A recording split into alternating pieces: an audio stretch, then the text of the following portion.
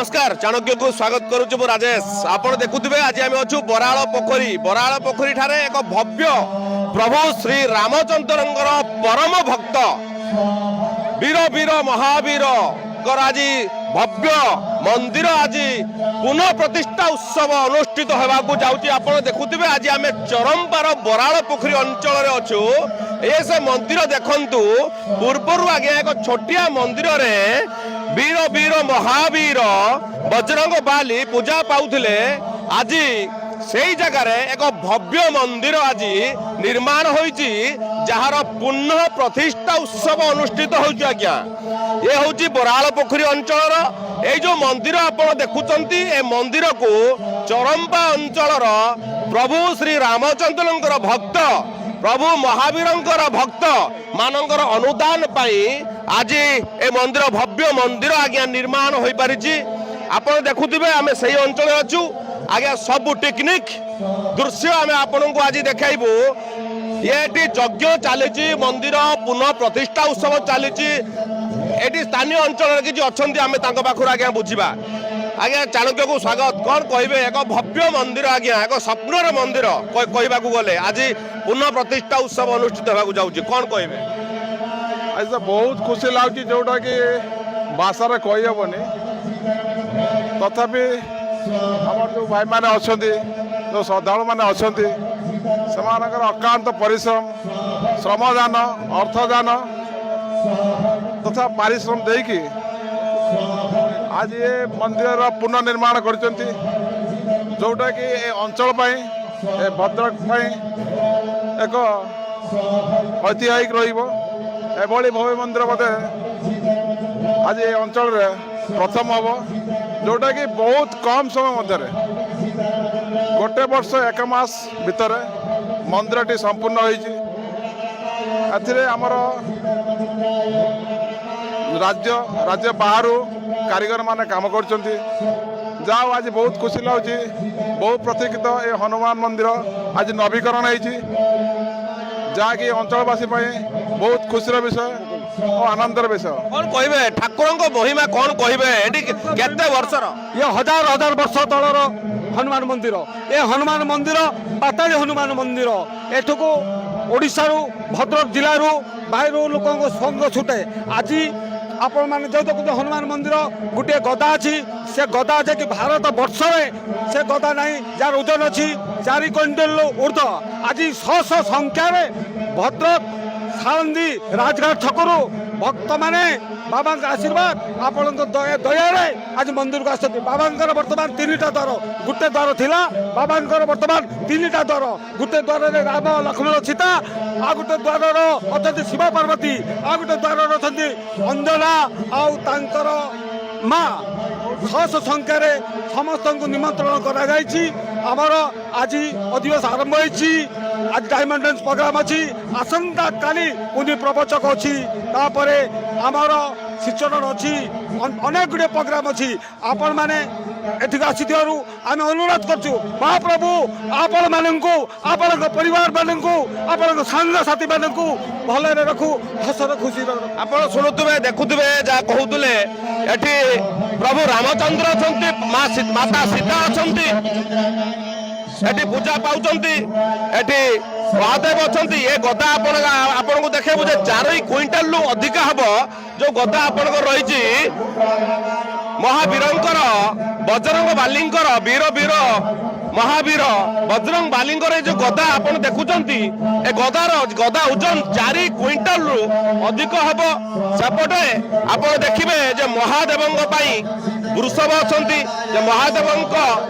द्वार सम्मुख वृषभ बसिचंती। एठी आमे देखेबू यज्ञ किभଳି भाबे चली यज्ञ सकाळू आज सकाळू कलश शोभा यात्रा पर एटी यज्ञ चली सकाळू पहरु आमे बर्तमान भीतर मंदिर भितर आपन को देखेबू। ये हनुमान जो ये अच्छा हनुमान जी पूजा पाउचंती ये आज्ञा प्रतिष्ठा नुहति ये पाताली हनुमान पाताल बाहर थिले। एटी जो महावीर वीर वीर महावीर बजरंग बाली बाहरी थिले पाताल बाहरी थिले एवं पाताल बाहरी से बर्तमान देखंतु केते उच्च रे पहुंची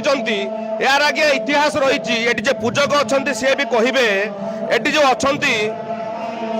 प्रभु किभली भावे पातालरू बाहरिले एवं केते हाइट थिला पूर्वरु वर्तमान केते हाइट अछि। नना चाणक्य को स्वागत कौन कहिबे नना ठाकुर विषय हरिओम। प्रथम तो ठाकुर एठी जंगल थिला आउ एठी चंपक रंगर राजा थिले से राजा जंगल सफा करते करते हनुमान एठी आविर्भाव बेले प्रथम बहुत छोट थिले जहाँ पूर्वपुरुष मैंने कहते बहुत छोट थिले क्रमशः ये दिन को दिन बड़ हो बर्तमान यही स्थिति बर्तमान अच्छा ठाकुर शुणा मिलूँ ठाकुर भक्तों कथा शुणती डाक शुणती। हाँ ठाकुर को जी जो बड़े मानसिक करी जो भाव डाकती ठाकुर जमी डाक शुणती एवं जजमान समस्त मंगल हो बोली समस्ते आसी भक्त मान मुहर आम शुणुचे आम ठाकुर डाकिलु ठाकुर आम कथा शुणी आमर ठाकुर जो सब समय आमर रक्षा करुँच भक्त मान पाखु जहाँ आम शुणुचु आम से समस्त कहूँ। आपण देखुवे किभली भाव साजसज्जा है नूतन मंदिर ये पूर्वर एक छोटिया मंदिर रे बजरंग बाली पूजा पाउतले वर्तमान देखुवे मंदिर चारिपाख आम वर्तमान देखु वर्तमान प्रभु श्री रामचंद्रंकर जे परम भक्त बजरंग बाली पूजा पाउचंती तांकर पुनः प्रतिष्ठा उत्सव चली एठी महादेव अछंती शिव पूजा पाउचंती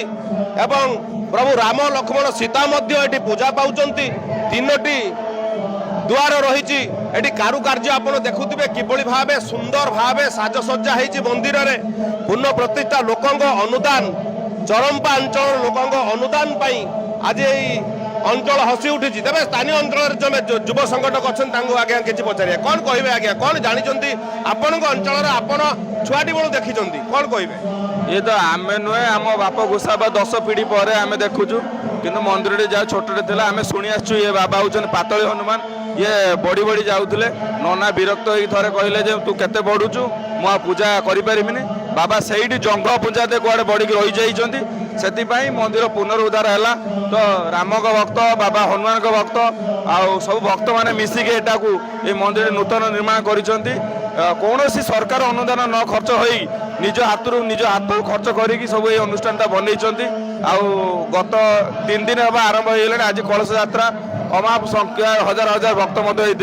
किंतु यार जो 22 तारीख जो आमर हम प्रसाद सेवन 50,000 पाखापाखि भक्त करा आयोजन ता सहित आमर भजन समारोह ता सहित आमर जो रही यज्ञ कुंडर जो कलश यात्री मान खाଇବା पीवा सब बहुत उत्साहित जमी लगुच आम तो मंदिर प्रतिष्ठा नुह एटा गोटे उत्सव रूपे पालित होउछ आम चरंपा अंचल आम बहुत खुशी लगुच गर्व लगुच ये चाणक्य न्यूज माध्यम आम समस्त को अनुरोध करुचु आसंता 22 तारीख दिन सब भक्त मान को आसिया आप देखुवे जे अंचल जे ठाकुर पातालू बाहर एवं केबे बाहरी कि 10-12 पीढ़ी पुरुष पूर्वर ठाकुर बाहरी थिले एवं छोटरू ठाकुर बाहरी बाहरी जितेबाला मनीष उच्चा हेले से पूजक से रागी कहले मो हाथ पाइबनी एते कहीं बढ़ुच प्रभु सही से रहिले ठाकुर एवं से अनुसार आज मंदिर आज किभली भावे भव्य मंदिर आज निर्माण होइछि आज ठाकुर पूजा पाउचंती हजार हजार श्रद्धालु माने किभली भावे देखंतु ठाकुर को दर्शन करुचंती ये एक आध्यात्मिक परिवेश सृष्टि होइछि चरंपारू कारुकार्य मंदिर रे आमे आपन बर्तमान देखैबु जे किभली भावे मंदिर देखंतु कारुकार्य होइछि भव्य मंदिर जे एक स्वप्नर मंदिर लोकंकर स्वप्न थिला भगवान जेहेतु एटी जो अछंती हनुमान जीव प्रभु अछंती जे भक्तों मन वांछा पूर्ण करती जे डाकती जेकोसी मुहूर्त विपद पड़ी डाकती ठाकुर